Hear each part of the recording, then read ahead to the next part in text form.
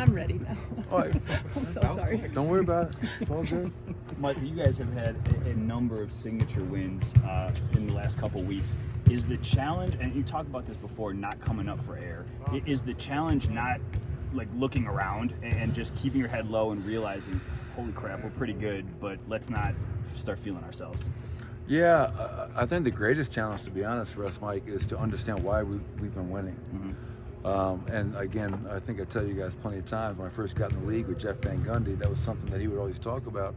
As a coach, you can't take it for granted that our guys understand why we've won 10 in a row at home, why we're 12-3 in the last 15 games. So, like today, we showed film from our last 2 games, and all positives. There's positive reinforcement to remind guys, hey, last 11 games we're 5th in defensive efficiency against some really good teams, to your point. So understand why you win, not get too high, not get too low, and understand that tomorrow night we've lost the Lakers 2 games in a row.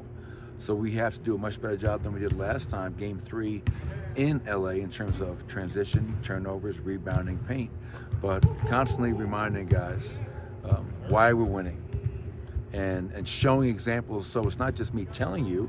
Like we always say, film's a great teacher when you're not doing it. It's just as impactful when you show positive reinforcement clips of guys flying around and doing the right thing. And I think we're tied for first in offensive efficiency. The offense is never the problem. But when you can be, over an 11-game span, top 5 in defense, well, you're going to win a lot of basketball games against good teams. And that's the challenge right there, is to not get bored with success, understand why we're winning, and keep doing the same things. The numbers all say it and the film all says it, but do you feel like that message is being received by the team, or is it always a battle to get them to constantly be reminded of it? I think it's definitely being received. You know, the other day, the guys came up to the court, and I had on the screen, last 8 games, 8-2, offensive rating 5th, defensive rating 5th. And KCP, who's a 10-year vet, has won a championship. He was so excited when he saw that. And, oh, man, moving in the right direction, man. That's what it takes to win a championship. So I think, and again, if I'm always preaching defense, I got to make sure when they're doing their job, I'm not just criticizing when we don't do it. I also got to praise when we are doing it. So I do really believe, Adam, that our guys are receiving the message, and they understand that the defense has been the huge part of us winning the way we've won lately against some really good basketball teams. So we'll keep on relaying that message. Tomorrow night's another challenge for us to go out there and do it again against a team that has won 5 in a row, playing much better. And hopefully we can find a way just to be consistent and maintain that mindset. What do you think has been successful about the defense, if you could whittle it down to 1 or 2 things? I would say the 3-point defense. You know, if you look at the last 15, especially the last 11, I think we're 2nd in 3-point defense. I think we're 6th in terms of 3-point makes allowed per game. And there have been nights, like the whole defensive rating thing is like kind of a mystery to me. There have been nights where I felt like we guarded well and the defensive efficiency wasn't great, or we didn't guard well and our defensive efficiency was pretty good. It's all predicated on the 3-point line. Obviously, it's points per 100 possessions. Threes obviously kick your ass in that regard. So for us to be top 5 in the last 11, I think the 3-point defense has really improved. The fast break defense is getting better. Still has to be, it's going to be tested tomorrow night, we know.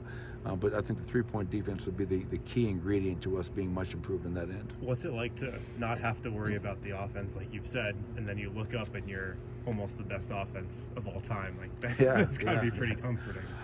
Well, it is, and I think the best part of that is, something like Adams asked this question about a lot this year, like we used to be elite second chance, and we're not anymore. We don't miss many shots. But what's really changed is our fast break numbers. I think we're 6th in the NBA in fast break points per game. And so when you can get the stops and the rebounds, and you can get out and run and score easy baskets against a defense that's not set, that is fun. I mean, we've had some just ball flying, lobs, threes, everybody's touching it. Great way to play. And I think that's one thing. The guys that are new here, like KCP, he'll talk about it all the time, man. He goes, I just got to defend and run and cut. I'm going to get open shots. Like, I don't need a play call to be called for me. So I think right now, one of our coaches used the word connected. I think lately we have just been so connected on both ends of the floor, especially defense. The offense, it seems like we're always connected, but guys aren't fighting it. We're just playing off of each other. We're playing for each other. And you're right. I mean, I think we just finally tied Boston for offensive efficiency. And Yeah, only thing I worry about on offense is turnovers.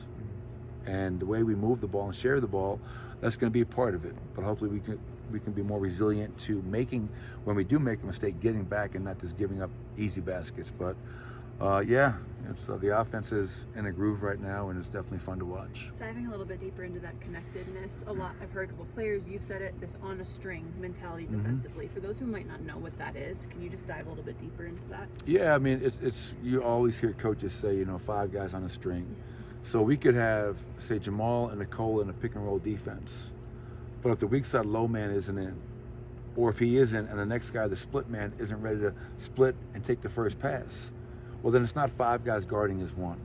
Every great defensive team I've ever been a part of is 5 guys on the floor communicating, verbally and non-verbally, being connected and doing their part. I mean, the Clipper game was just a work of art in that regard. I mean, we showed the halftime edit, and I was getting so excited watching the clips, and it's the first time I've ever been around a halftime film session and guys were clapping and cheering. It was like great to be a part of. And I think it just reinforces to our guys, man, like everything we've talked about is right in front of us. And we can challenge us, can we continue to do it consistently? But 5 guys on a string means everybody's locked in, disciplined, doing their part. Even if I'm not involved in the direct action, I know I have a job on the weak side of the floor. And the communication's been so much better on that end as well. Michael, last regular season into the playoffs, Bones was he wanted to take ownership of the second unit. And I feel like, if I remember correctly, you kind of said that's a lot for a young player to kind of take on. But when the second unit's success is so strongly tied to what Bones is doing, how do you kind of find that middle ground where it's an appropriate level of, I guess, responsibility for him? Yeah, well, I think what's really helped lately is, once we got Michael back, I think that second unit with Bones, Jamal, and Bruce, it's no one's unit. It's a collective effort, and I think that unit has played well. Vlatko's played really well. Zeke has gotten the back of 5 minutes lately, but I thought DJ in the second half was really good the other night. But when you have 3 guards in Bones, Jamal, and Bruce that can score, that can play pick and roll, that can drive, that can kick, that can finish, that group has just become really hard to guard. And they're starting to form an identity. You're right, Bones can get it going. He can change a game like that. Comes down, hits a couple of pull-up threes the other night against Evan Mobley, using his quickness to get to the basket and finish. But the luxury that he has now is that it's not just Bones. It's Bones, Jamal, Bruce, Vlatko, and Zeke and/or DJ. But I just really feel that second unit is also a reason why we've won so many games recently, because they're playing well. And you're not just kind of waiting to get Nicole back in the game every single night. That group is playing well enough where we can kind of take our time in terms of getting guys back in. So Bones is a big part of it, but obviously Jamal, first unit, second unit, a little bit more responsibility to score in that second unit. And I know he shares in that responsibility with both Bones and Bruce. Bones just said he appreciated that you coach him hard, that you're able to level with him and be honest with him.